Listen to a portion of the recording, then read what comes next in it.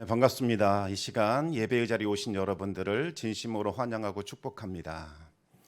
우리 청담교회는 은혜가 샘솟는 교회, 부흥이 시작되는 교회입니다. 우리 하나님의 위로와 평강이 여러분과 또 여러분의 가정에 함께 하시기 바랍니다. 어떤 사람이 이 치과를 다녀온 사람과 이야기를 나누었습니다. 그런데 이렇게 말합니다. 치아는 인생의 5가지 복 중에 하나인데 이제 치아가 좋지 않아서 고생을 하게 되었습니다. 이제 그런 이야기를 들려줍니다. 치아가 중요하다는 이야기는 알고 있지만 설마 5복 중에 하나일까 이런 생각이 들어서 나머지 4가지 복이 무엇인지 궁금해서 찾아봤습니다.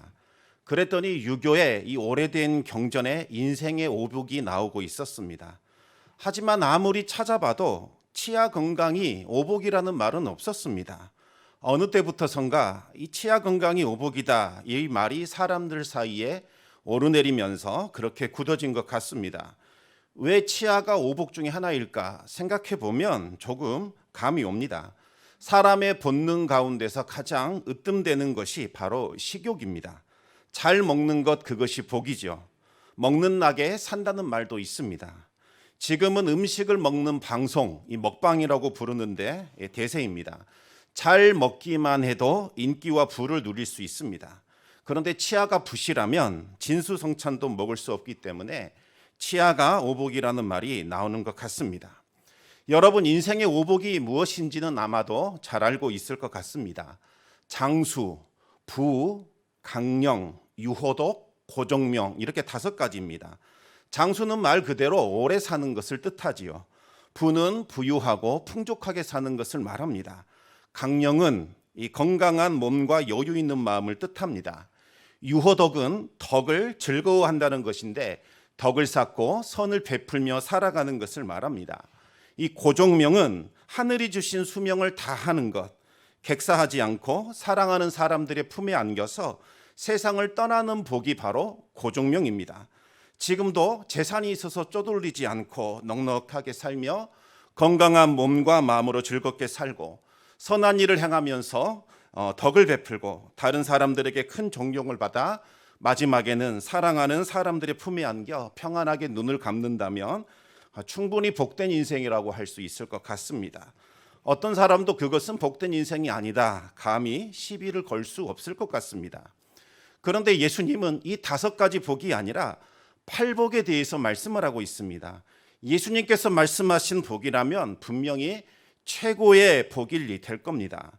하지만 어떤 복에 대해서 말씀하셨는지 우리가 기대감을 가지고 8복을 읽어본 분이라면 당혹감을 느끼게 될 겁니다. 분명히 복이라고 말씀을 하셨는데 전혀 공감이 되지 않습니다. 이것이 복이라고? 복이 아닌 것처럼 느껴질 수도 있습니다. 8복의 말씀은 길지 않으니까 우리 함께 8복이 무엇인지 말씀을 찾아서 읽어보겠습니다. 우리 함께 마태복음 5장 3절에서 10절까지 말씀을 읽어보겠습니다. 심령이 가난한 자는 복이 있나니 천국이 그들의 것임이요 애통하는 자는 복이 있나니 그들이 위로를 받을 것임이요 온유한 자는 복이 있나니 그들이 땅을 기업으로 받을 것임이요 의에 줄이고 목마른 자는 복이 있나니 그들이 배부를 것임이요 긍휼히 여기는 자는 복이 있나니 그들이 긍휼히 여김을 받을 것이며 마음이 정결한 자는 복이 있나니 그들이 하나님을 볼 것이며 화평하게 하는 자는 복이 있나니 그들이 하나님의 아들이라 일컬음을 받을 것이며 의를 위하여 박해를 받는 자는 복이 있나니 천국이 그들의 것임이라. 아멘. 네, 심령이 가난한 자, 애통하는 자, 온유한 자, 의에 줄이고 목마른 자, 긍휼히 여기는 자, 마음이 청결한 자, 화평하게 하는 자, 의를 위하여 박해받는 자, 이 사람들이 복이 있다는 겁니다. 아무리 읽고 또 읽어도 그렇게 매력적이지는 않을 겁니다. 이렇게 사는 사람들이 막 부럽게 느껴진다거나 나도 그렇게 살고 싶다, 정말 부럽다, 이런 마음이 들지는 않을 거라는 거죠. 오히려 과연 이렇게 살 수 있을까? 이렇게 살면 행복할 수 있을까? 이런 의구심이 생깁니다. 그래서 어떤 사람들은 8복의 말씀은 너무나 높고 고결하기 때문에 지금 현세에 살고 있는 성도들에게 속한 것이 아니라 장차 다가올 이 천년 왕국에 속한 사람들이 지켜야 할 규례다, 이렇게 말하기도 했습니다. 하지만 이 말씀은 예수님께서 자신에게 나온 무리들을 향하여 이와 같은 사람이 복이 있다 분명하게 선언하셨습니다. 세상이 알 수 없는 평안, 그 세상이 줄 수 없는 하늘의 신령한 복을 찾아 예수님을 따르기로 결단한 이 제자들을 향하여 누가 복된 사람인가, 누가 하늘의 기쁨과 즐거움을 맛보며 살아갈 수 있는 자격이 있는가, 이것을 알려주신 겁니다. 이제 앞으로 8주간 우리는 이 팔복의 말씀을 통해서 하나님께서 주시는 하늘의 신령한 복과 땅의 기름진 복과 샘의 깊은 복을 충만하게 누릴 수 있기를 축복합니다. 오늘은 먼저 마음이 가난한 자의 복에 대해서 말씀을 나누겠습니다. 여러분, 우리 인생 가운데 가장 큰 복 무엇이라고 생각하십니까? 아마 사람들마다 생각하는 복이 다 다를 겁니다. 그런데 하나님은 우리에게 인생의 가장 큰 복이 무엇인지를 분명하게 알려주셨습니다. 그것은 바로 천국을 소유하는 것, 날마다 천국을 경험하며 살아가는 것, 이것을 알려주셨습니다. 단순히 천국을 소유하는 것으로 그치는 것이 아니라 천국을 직접 만지고 맛보고 느끼고 누리고 경험하며 살아간다면 그 삶은 정말 복된 삶이 될 겁니다. 모든 사람에게는 이 낙원에 대한 이 향수와 그리움이 있습니다. 그곳은 아담과 하와가 살았던 에덴 동산입니다. 우리 모든 사람들에게는 추방당한 낙원, 잃어버린 낙원에 대한 그 어렴풋한 감각과 기억이 남아 있습니다. 그래서 모든 사람은 자신도 모르는 사이에 낙원을 꿈꾸며 갈망하게 됩니다. 어떤 사람은 그곳을 무릉도원이다 이렇게 부르기도 하고, 어떤 사람은 이상향, 유토피아 이렇게 부르기도 합니다. 근심 걱정이 없는 곳, 언제나 풍성하고 부족함이 없는 곳, 대자연이 넓게 펼쳐져 있고 사람들과 동물들이 한데 어울려 살아가는 곳, 눈물이 없고 아픔이 없는 곳, 언제나 기쁨과 즐거움으로 가득 찬 곳을 꿈꾸며 그리워하며 살아가게 되는 거죠. 어떤 사람은 이 여행을 통해서 잠시나마 그 낙원에 대한 그리움을 달래봅니다. 낯선 곳, 신비한 곳, 그곳을 찾아감으로써 자신 안에 있는 그 내면에 있던 그리움을 달래보기도 합니다. 또 어떤 사람은 분위기가 좋은 카페에서 음악을 들으면서 잠시나마 일상에서 벗어나 자신만의 낙원을 누려보기도 합니다. 어떤 사람은 더 나은 미래를 낙원으로 삼고 힘들고 어려운 이 현실 속에서 최선을 다하며 살아가기도 합니다. 어떤 사람은 원하는 것을 소유하고 바라는 것을 성취함으로써 자신이 원하는 낙원을 실현해 나가기도 합니다. 어떤 사람은 명예를 통해서, 인기를 통해서, 소유를 통해서, 또 어떤 사람은 술과 오락과 향락을 통해서 그 낙원의 기쁨을 누려보고자 애를 씁니다. 하지만 그 어떤 것도 잃어버린 그 낙원을 대체할 수는 없습니다. 내가 원하고 꿈꾸는 그것을 붙잡는 순간 순식간에 사라져버리기 때문이죠. 모래를 움켜쥐지만 손에서 빠져나가는 것 같고, 우리가 안개를 움켜쥐지만 사라져버리는 것과 같습니다.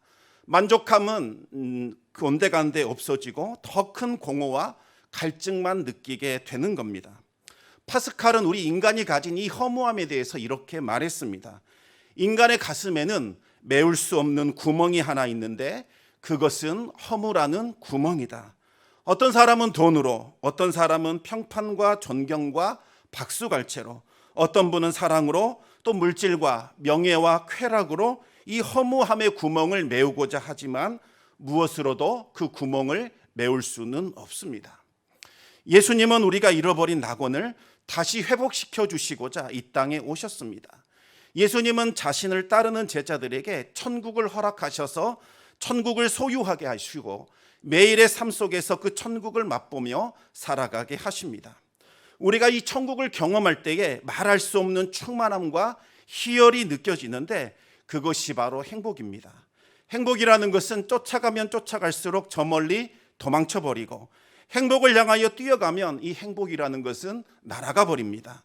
행복을 얻고자 한다면 우리 안에 천국이 임하면 됩니다. 예수님은 누가 천국을 소유하고 경험할 수 있는지에 대해서 오늘 말씀해 주셨습니다. 다시 한번 마태복음 5장 3절 말씀을 같이 한번 읽어보겠습니다. 심령이 가난한 자는 복이 있나니 천국이 그들의 것임이요. 아멘. 심령이 가난한 사람, 이 사람이 바로 천국을 소유하게 됩니다. 심령이 가난해지지 않으면 천국을 소유할 수도 없고 천국을 경험하고 맛볼 수도 없습니다. 여러분, 심령이 가난하다, 무슨 말일까요? 헬라어로 이 가난하다는 말에는 두 가지 단어가 있는데 하나가 페네스, 하나가 푸토코스입니다. 페네스라는 말은 가난합니다. 가난하기는 한데 상대적으로 가난한 것을 말합니다. 내가 막 필요한데 필요한 것이 없는 상태, 그렇다고 해서 당장 죽지는 않은 정도의 가난, 생명에는 지장이 없는 정도의 가난을 페네스라고 부릅니다. 노동으로 일해서 생계를 이어갈 수 있는 정도의 가난을 뜻합니다. 반면에 이 푸토코스라는 것은 절대적인 빈곤의 상태입니다. 지금 누군가가 도와주지 않으면 오늘 하루를 넘길 수 없는 절대적인 빈곤 상태가 바로 푸토코스입니다.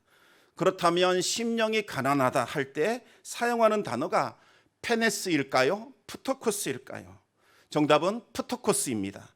절대적인 빈곤의 상태, 지금 당장 누군가가 도와주지 않으면 죽게 되는 것 같은 처참한 상태, 누군가의 도움이 없으면 절대로 일어날 수 없는 절박하고도 처참한 상태가 바로 심령이 가난한 상태입니다. 이 한편 또 푸토코스라는 단어는 너무나 두려워서 막 움츠려드는 것, 쭈그러든다는 의미도 있습니다.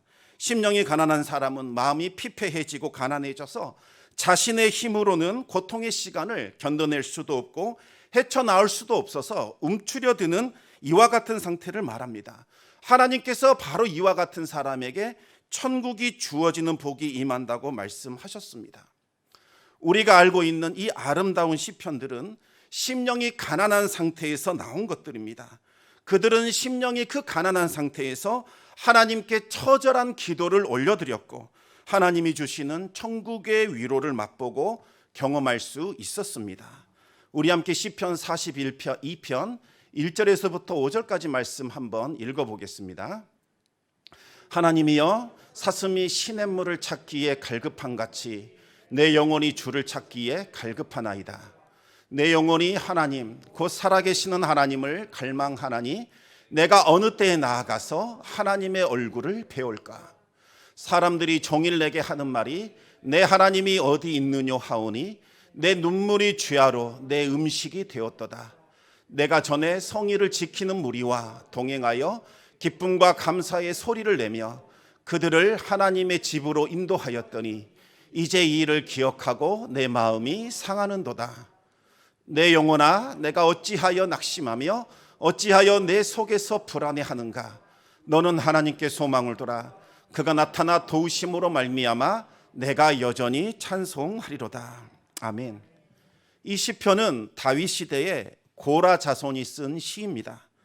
다윗이 왕이 된 후에 아들 압살롬이 반역을 일으켰는데 비밀리에 진행된 이 급작스러운 반역인지라 다윗은 측근 몇 사람만 데리고 급히 도망을 쳐야만 했습니다.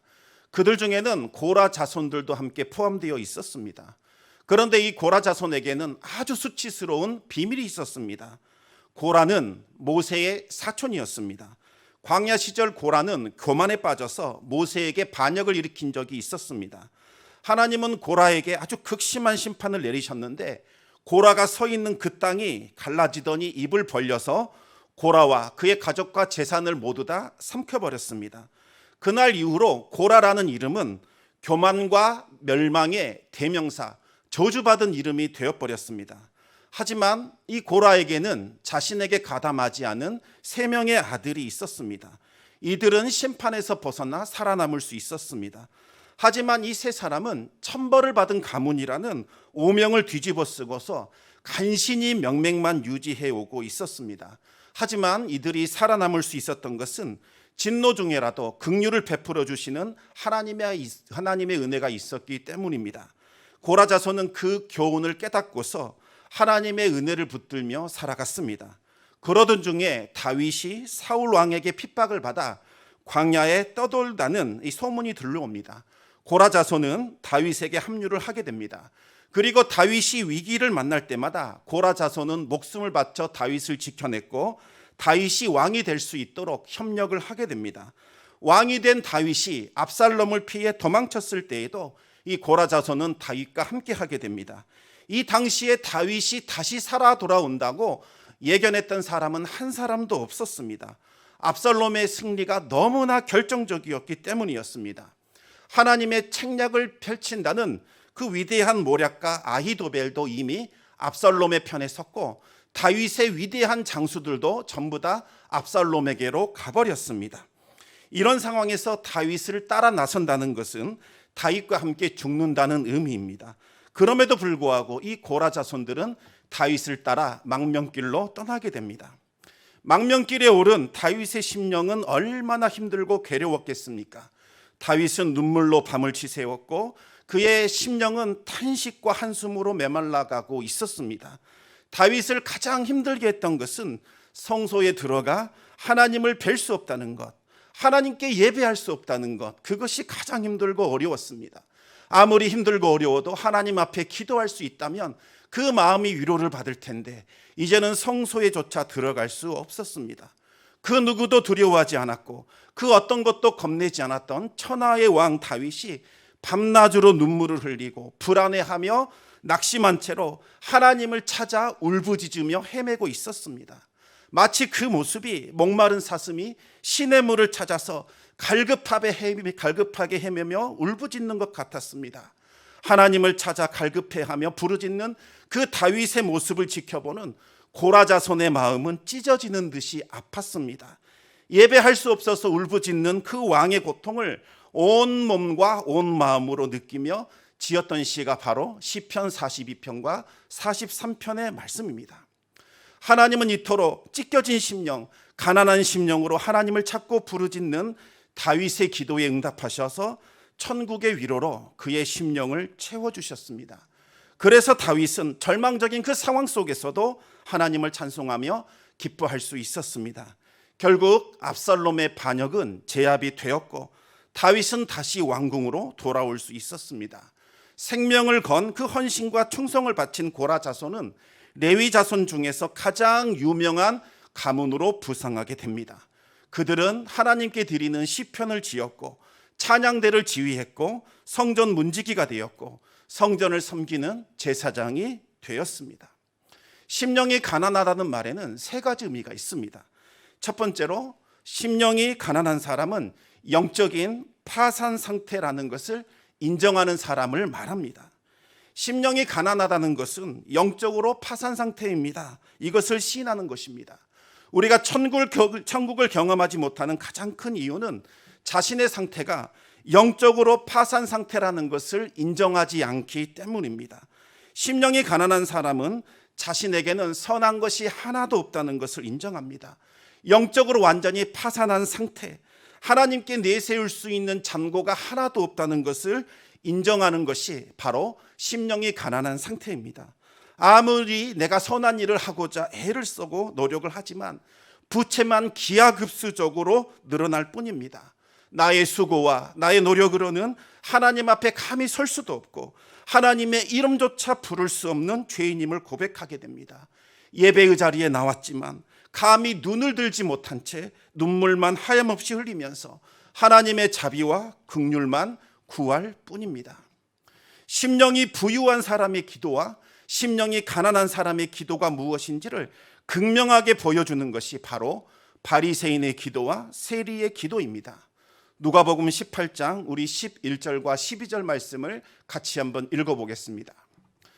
바리새인은 서서 따로 기도하며 이르되 하나님이여 나는 다른 사람들 곧 토색, 불의, 간음을 하는 자들과 같지 아니하고 이 세리와도 같지 아니함을 감사하나이다. 나는 일해에 2번씩 금식하고 또 소득의 11조를 드리나이다 하고. 바리새인은 자신을 의롭게 여겼습니다. 나 정도면 괜찮다는 거지요. 그러면서 다른 사람에게 눈을 돌려 정죄하면서 벌레를 보듯이 경멸했습니다. 그러면서 자신의 의로움을 더욱더 강조했습니다. 하나님께서 행하신 일에 대한 감사는 하나도 없었고 오로지 내가 행한 일들, 그것을 하나님 앞에 내세우며 자랑하기 시작을 합니다. 나는 토색하지 않았고 나는 불의하지 않았고, 나는 간음하지 않았고, 나는 세리와 달랐고, 나는 일주일에 2번씩 금식을 했고, 나는 소득의 11조를 드렸습니다. 하나님, 이 정도라면 저에게 상급을 주시는 것이 마땅합니다. 나에게는 다른 사람과는 구별되는 특별한 보상을 해 주셔야겠습니다. 여러분, 이것이 과연 기도일까요? 이것은 하나님께 기도하는 것 아닙니다. 하나님 앞에 가증하고 망령된 죄악을 저지르고 있는 겁니다. 우리 함께 잠언 28장 9절 말씀을 같이 한번 읽어보겠습니다.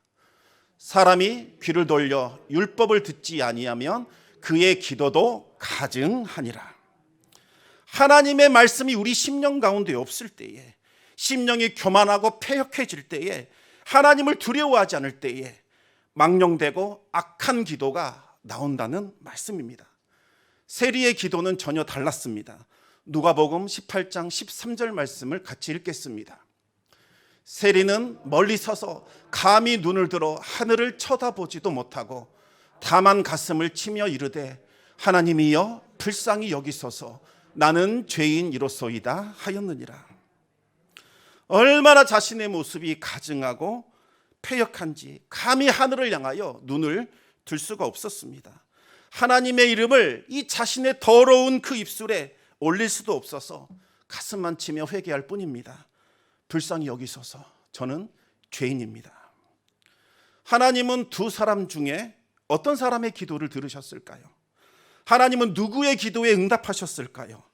누가 천국의 위로와 기쁨을 받았을까요?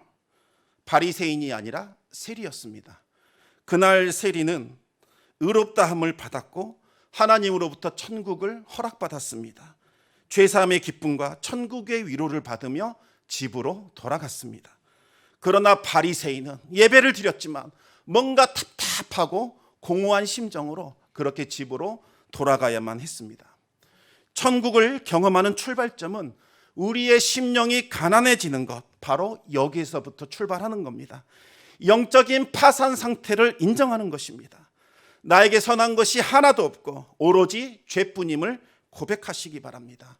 탕자의 심령을 가지시기 바랍니다. 아버지, 내가 하늘과 아버지께 죄를 지었습니다. 이제부터는 감히 아버지의 아들이라 일컬음을 감당하지 못하겠습니다. 나를 그저 품꾼 정도로만 여겨주십시오. 이 마음이 우리 안에 회복될 때에 하늘의 위로가 내려오기 시작을 합니다. 천국이 우리 심령 가운데 임하게 됩니다. 우리를 측은히 여기시며 달려와 우리의 목을 안으시고 입을 맞추시고 회복시켜 주시는 하나님을 우리가 경험하게 됩니다. 세리와 죄인과 탕자의 심령을 회복하여 천국의 위로를 경험하시기를 우리 주님의 이름으로 축원합니다. 두 번째로, 심령이 가난한 사람은 오직 은혜만을 갈망합니다. 내 상태가, 내 영적인 상태가 파산 상태라는 것을 인정하는 사람은 오직 하늘로부터 내려오는 은혜, 그 은혜만을 구하게 됩니다. 십자가 은혜 말고는 다른 길이 없다는 것을 깨닫게 됩니다. 더 이상 이 세상에서부터 뭔가 해답을 찾지 않습니다. 소유나 성취나 부나 명예와 같은 것으로 채울 수 없다는 것을 알았기 때문입니다. 이 세상 자체가 이미 영적으로 파산한 상태인데 이 세상에서 무슨 선한 것을 기대할 수 있겠습니까? 세상 전부를 준다 할지라도 그것으로 우리의 공허한 심령은 채울 수 없습니다. 오직 하늘의 위로가 우리 심령 가운데 들어올 때에 우리의 심령은 기쁨과 즐거움으로 풍성하게 채워지고 공허한 심령이 만족을 누리게 되는 겁니다. 어떻게 해야 이 하늘의 위로로 우리의 심령을 채울 수 있을까요? 우리가 할 수 있는 유일한 길은 엎드려 기도하는 것밖에 없습니다. 그 외에는 다른 방법이 없습니다. 우리에게 천국을 주실 수 있는 분은 오직 하나님 한 분이시기 때문입니다.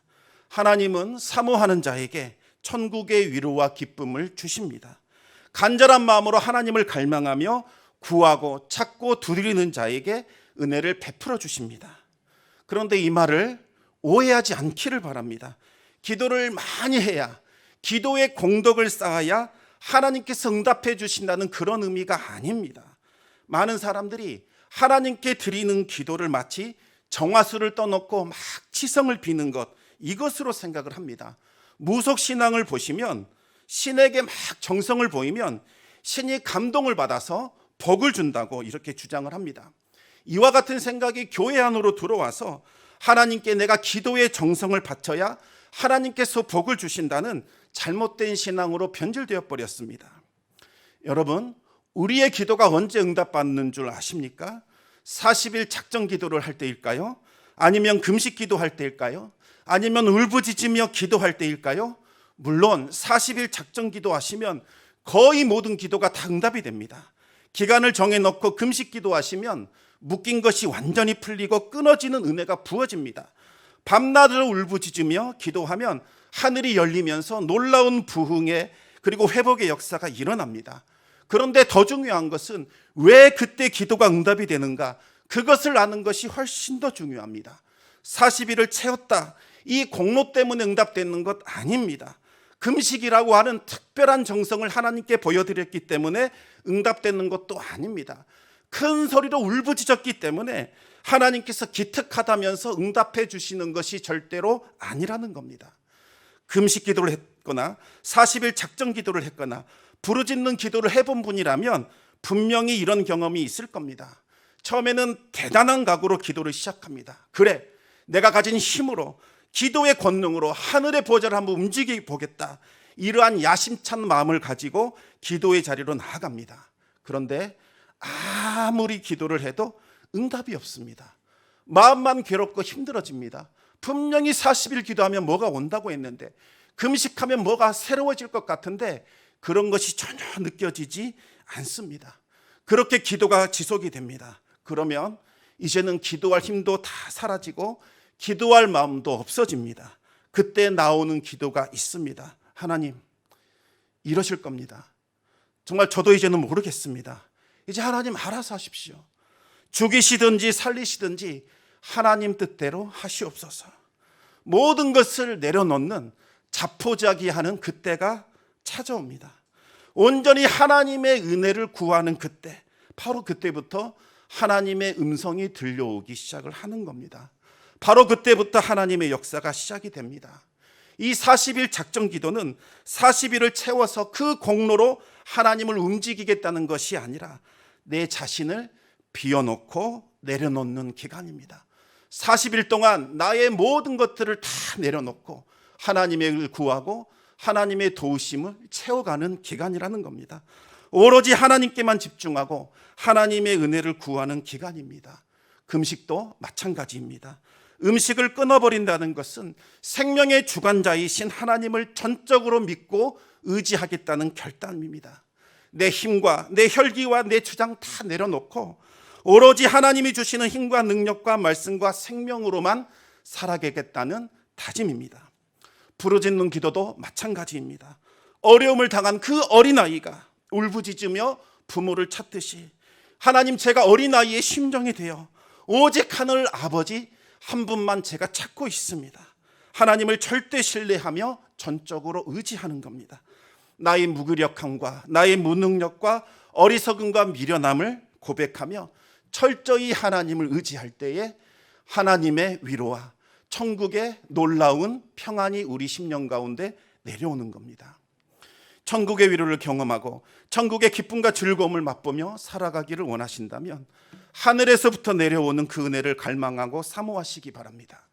하나님의 은혜를 사모하고 간절하게 기도함으로써 세상이 줄 수 없는 하늘의 위로와 천국의 기쁨을 날마다 풍성하게 맛보고 누릴 수 있게 되기를 축복합니다. 세 번째로, 심령이 가난한 사람은 절대적으로 하나님만을 의존합니다. 메시지 성경을 보시면 오늘 본문 말씀을 이렇게 번역하고 있습니다. 한번 보겠습니다.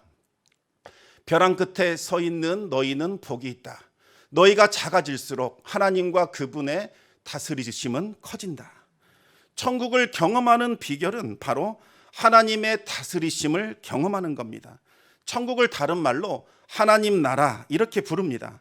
하나님 나라는 하나님께서 통치하시고 다스리는 나라를 뜻합니다. 따라서 이 천국이라는 말 대신에 하나님 나라라는 단어를 사용할 때는 어떤 장소나 어떤 영역이라기보다는 하나님의 다스리심, 하나님의 통치하심에 초점이 맞춰 있다고 생각하시면 되겠습니다. 천국을 경험하는 비결 혹은 신앙생활을 잘하는 비결은 똑같습니다. 하나님께서 나를 다스릴 수 있도록 내 자신을 내어드리는 겁니다. 하나님의 말씀이 나를 압도하고 내 삶을 지배하기 시작하면 하늘에 속한 위로와 평강을 경험하게 됩니다. 모든 근심, 걱정, 염려 사라집니다. 자유와 해방을 맛보게 되고 내 주 예수 모신 곳이 그 어디나 하늘나라, 이와 같은 찬송가의 고백이 내 심령 저 깊숙한 곳에서부터 울려나오기 시작을 합니다. 하지만 나의 경험, 내 생각, 이것이 하나님의 말씀을 압도해 버리면, 그리고 나를 지배하게 되면 하늘에 속한 위로와 평강은 사라지게 되고 걱정과 근심과 염려가 나를 지배하게 됩니다. 마음속에서는 찬송의 샘이 마르게 되고 우리 입술에는 불평과 원망의 말들이 쏟아져 나오게 되는 거죠. 우리의 삶 속에서 천국은 사라지게 되고 지옥과도 같은 일상이 시작이 되는 겁니다. 여러분, 교회도 마찬가지입니다. 하나님의 말씀이 이 교회를 지배하고 성도들의 마음과 생각을 가득히 채울 때에는 교회가 천국이 됩니다. 여기가 하나님 나라가 됩니다. 웃음이 있고 기쁨이 있고 즐거움이 있고 찬송이 차고 넘칩니다. 하지만 사람의 생각이 이 교회를 지배하고 성도들의 마음을 가득히 채우게 되면 분열과 다툼과 원망과 시기가 가득한 악령의 소굴로 변질되어 버립니다. 이곳에서 성령의 역사는 사라지게 되고 악령의 역사가 판을 치게 되는 겁니다. 바울은 어떻게 해야 천국을 경험하며 살아갈 수 있는지를 깨달았습니다. 우리 함께 갈라디아서 2장 20절 말씀을 같이 한번 읽겠습니다. 내가 그리스도와 함께 십자가에 못 박혔나니 그런즉 이제는 내가 사는 것이 아니요 오직 내 안에 그리스도께서 사시는 것이라. 이제 내가 육체 가운데 사는 것은 나를 사랑하사 나를 위하여 자기 자신을 버리신 하나님의 아들을 믿는 믿음 안에서 사는 것이라. 아멘. 하나님 안에서 천국을 누리며 살기를 원하신다면 예수님을 주인으로 모셔야 합니다. 예수님을 내 삶의 주인으로 모시려면 내 안에 있는 내 자아를 십자가에 못 박아야 합니다. 2000년 전 이미 예수님과 함께 십자가에 못 박힌 내 자아를 매일 우리는 십자가에 못 박아야 합니다. 왜 이미 십자가에서 죽어버린 그 자아를 우리는 날마다 십자가에 못 박는 그 수고를 해야 하는 이유가 무엇일까요? 그 이유는 우리 안에 남아있는 죄악된 그 본성이 날마다 다시 살아나기 때문입니다. 내가 죽어야 그리스도가 살아납니다. 내가 죽어야 하나님의 통치가 일어나게 되고 천국의 위로와 기쁨을 경험할 수 있습니다. 때로는 하나님이 우리를 벼랑 끝으로 내몰기도 합니다. 모든 것이 다 끝난 것처럼 생각이 되고 이제는 일어날 수 없을 것처럼 느껴지는 때가 있습니다. 어둠과 절망 속에 갇혀버린 것처럼 느껴진 때가 찾아옵니다. 이것은 하나님께서 우리를 망하게 하시려는 것이 아니라 하나님의 다스리심을 회복시켜주기 위한 은혜를 베풀기 위해서입니다. 모든 것이 막힌 그 순간이 되어야 우리는 비로소 눈을 들어 하늘을 보게 됩니다. 그리고 살아계신 하나님을 찾게 됩니다. 내 지혜와 내 생각과 내 경험과 판단을 내려놓게 되고 하나님을 전적으로 의지하기 시작합니다. 바로 그때 하나님의 위로와 평강이 우리의 심령을 다스리고 천국의 위로가 우리에게 주어지는 겁니다. 이제 말씀을 맺겠습니다. 하나님을 경험하기를 원하신다면, 천국의 그 위로와 기쁨을 맛보기를 원하신다면 세리와 죄인과 탕자의 심령을 회복하시기 바랍니다. 그 자리까지 내려가셔야 합니다. 하나님, 저는 영적인 파산 상태입니다. 겉으로는 그럴싸하게 꾸미며 주님 앞에 나오지만 이미 제 삶은 무너졌습니다. 하나님의 은혜가 아니면, 하나님이 일으켜 세워주시지 않으면 저는 일어설 수 없는, 제 자력으로는, 제 힘으로는 아무것도 할 수 없는 죄인임을 고백합니다. 이 고백을 잃지 않도록 날마다 힘써 유지하시기 바랍니다. 그리고 부모님을 절대적으로 의지하는 어린아이처럼 온전히 하나님을 의지하며 하나님 앞에 나와 기도하시기 바랍니다. 마지막으로 날마다 살아나는 이 내 자아를 십자가에 못 박고 다시 예수님을 주인으로 모시는 이와 같은 삶을 살아가시기 바랍니다. 가난한 심령을 갖는 것, 이것이 복입니다. 가난한 심령 가운데 하나님의 위로와 천국의 소망이 부어지기 때문입니다. 매일 삶 속에서 천국의 기쁨과 위로가 넘쳐나게 되기를 우리 주님의 이름으로 축원합니다. 기도하겠습니다. 아버지 하나님, 감사합니다. 패역한 죄인들, 파산 상태, 그리고 정말 멸망이 예고되었던 이 죄인들을 아버지 하나님의 한량없는 사랑과 은혜로 택정하여 주시고, 그 모든 빚을 다 창감해 주시고 십자가 보혈로 깨끗이 씻어 주시사, 너는 내 택한 자녀요, 내 귀한 아들이요 딸이요, 천국을 소유한 내 백성이다 말씀해 주시는 그 은혜가 날마다 우리 심령 가운데 거하게 하여 주시옵소서. 다시 한번 우리가 우리의 마음을 겸손하게 낮추고 탕자와 죄인과 세리의 심정으로 다시 주님 앞에 나아갈 수 있도록 인도하여 주시옵소서. 어린아이와 같이 하나님 앞에 울부짖으며 주님만을 온전히 의지하며 살아감으로써 세상이 줄 수도 없고 세상이 알 수도 없는 그 평화와 기쁨과 만족과 아버지 하나님 천국에 대한 소망이 다시 회복될 수 있도록 역사하여 주시옵소서. 모든 말씀 우리 주 예수 그리스도 이름으로 기도드리옵나이다. 아멘.